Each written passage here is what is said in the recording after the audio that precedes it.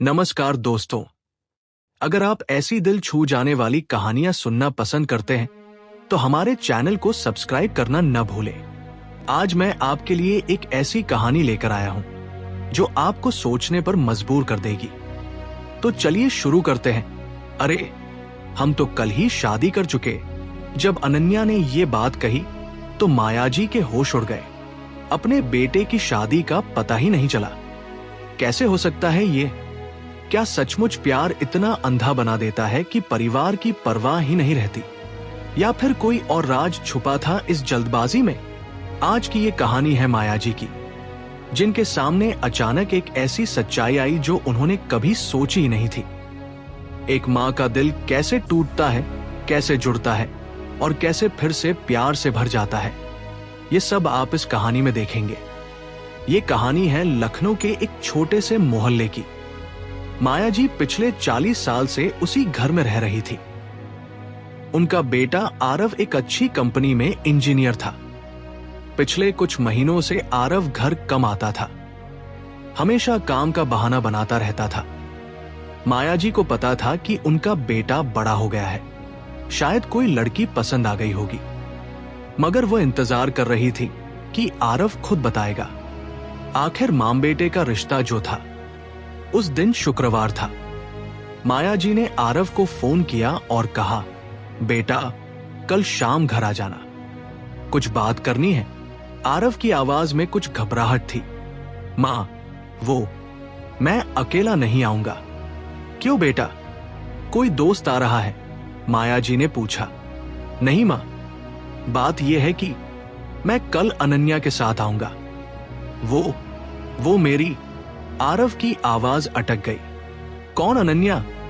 कहां से मिली तुझे ये लड़की? मायाजी के दिल में एक अजीब सी घबराहट हुई। मां, कल सब कुछ बताऊंगा। अभी तो बस इतना समझ लो कि अनन्या बहुत अच्छी लड़की है। अगली शाम मायाजी ने पूरे घर की सफाई की, रंगोली बनाई, आरव का पसंदीदा खाना बनाया। उन्होंने सोचा था कि शायद बेटा किसी लड़की को मिलवाने लाया है, शादी की बात चलेगी। मगर मन में एक डर भी था कि कहीं कोई ऐसी बात न हो जो उनके सपनों को तोड़ दे। शाम को 7 बजे आरव आया। उसके साथ एक खूबसूरत लड़की थी, सफेद सलवार कमीज में, सिर पर दुपट्टा, बिल्कुल सुशील लड़की लग रही थी। मायाजी का मन खुश हो गया। नमस्ते आंटी जी। अनन्या ने हाथ जोड़कर प्रणाम किया। उसकी आवाज में इतना सम्मान था कि मायाजी का दिल गदगद हो गया। आओ बेटी, बैठो। कैसी हो? कहां से हो? मायाजी ने प्यार से पूछा। मैं अमृतसर से हूं आंटी जी, आरव जी से कॉलेज में मिली थी, अनन्या ने शर्माते हुए कहा। 2 घंटे तक बातें होती रही। अनन्या ने बताया कि वो एक सरकारी स्कूल में टीचर है। उसके माता पिता गुजर गए हैं, बस एक भाई है जो दिल्ली में रहता है। मायाजी को लड़की बहुत पसंद आई। फिर मायाजी ने वो सवाल पूछा जो हर माँ पूछती है, तो बताओ, शादी कब करनी है? कब की तैयारी शुरू करें?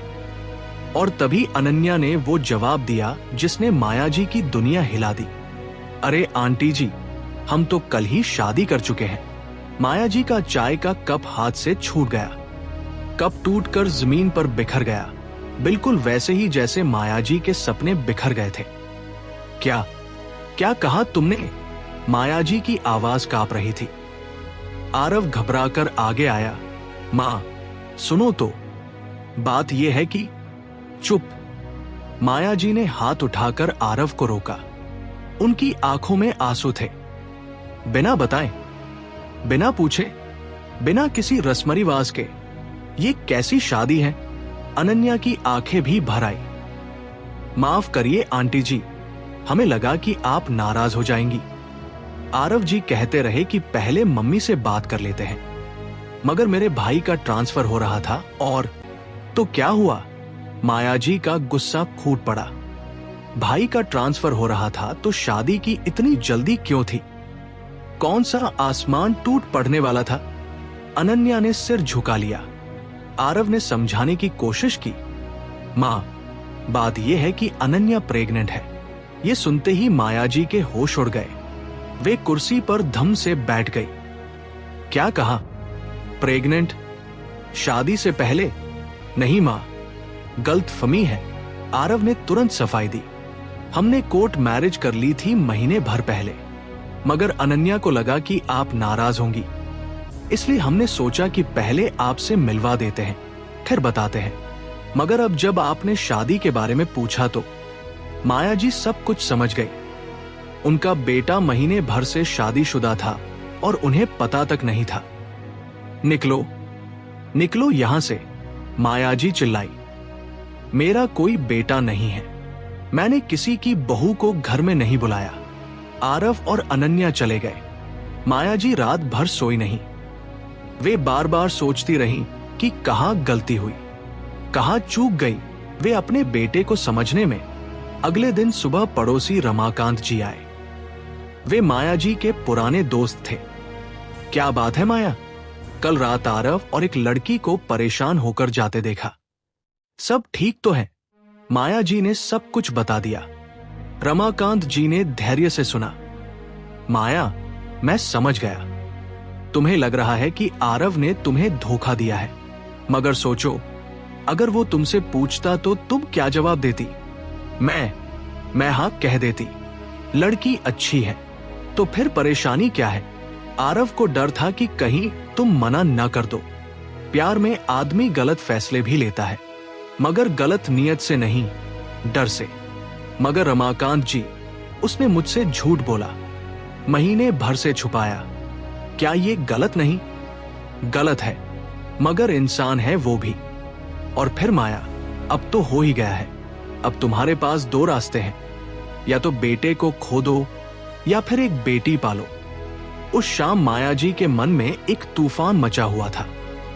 वे अपने बेटे से प्यार करती थी, मगर यह धोखा उन्हें सहन नहीं हो रहा था। तभी दरवाजे की घंटी बजी।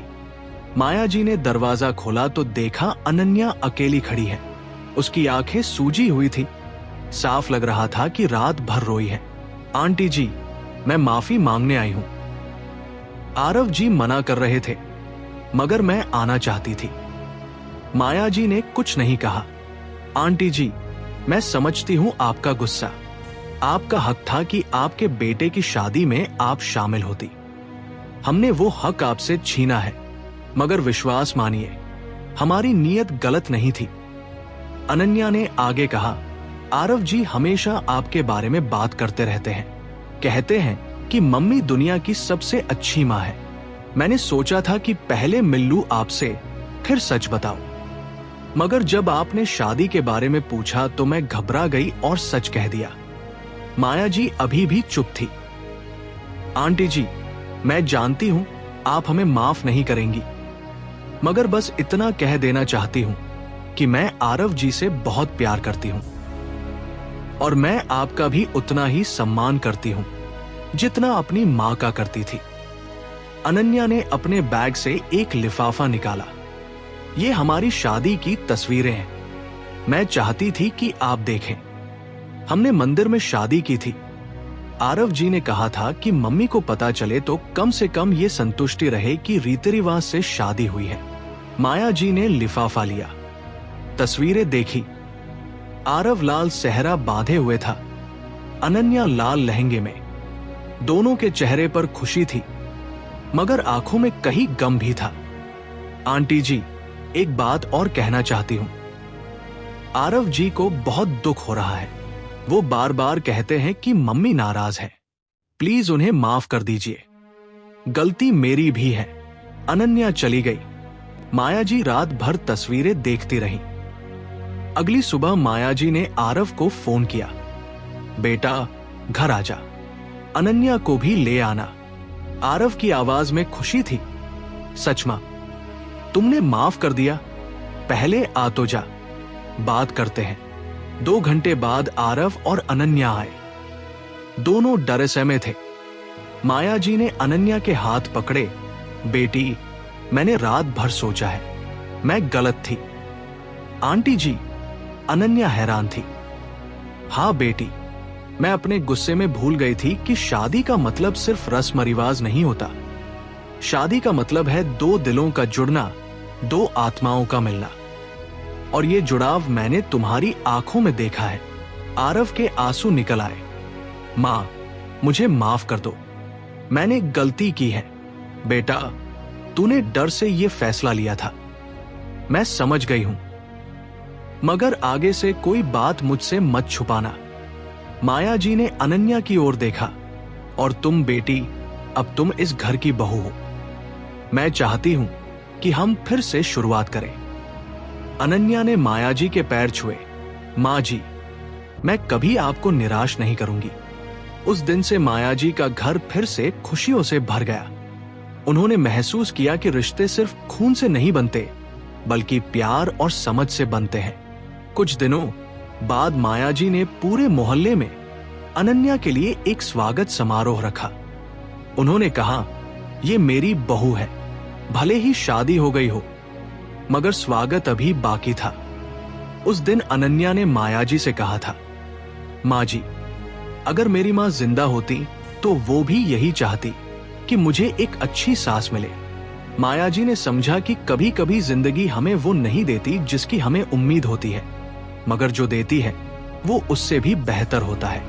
उन्हें एक बेटे की शादी देखने को नहीं मिली, मगर एक बेटी मिल गई जो उन्हें अपनी मां मानती थी। आज 2 साल बाद जब अनन्या का छोटा बेटा माया जी को नानी कहकर बुलाता है, तो माया जी को लगता है कि जिंदगी में देर से सही, मगर सब कुछ अपनी जगह आ जाता है। प्यार की कोई तारीख नहीं होती, रिश्तों का कोई समय नहीं होता, बस दिल की आवाज सुनने की जरूरत होती है। तो दोस्तों, ये थी आज की कहानी। क्या लगा आपको?